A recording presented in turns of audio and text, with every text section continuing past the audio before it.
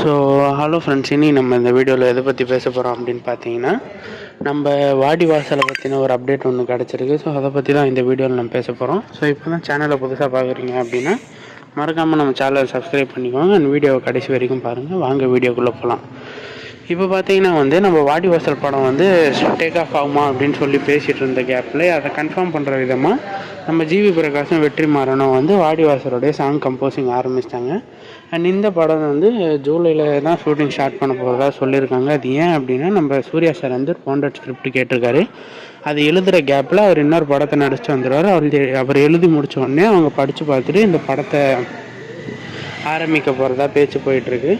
So இந்த news confirm தான். ஏன்னா இப்போ கண்டிப்பாக வாடிவாசல் வெற்றிமாறனே ஒரு இடத்துல ஜூன் ஜூலையில் தான் ஸ்டார்ட் பண்ணுவோம். ஏன்னா செட்டெல்லாம் போட டைம் ஆகும் அப்படின்னு சொல்லிட்டாங்க.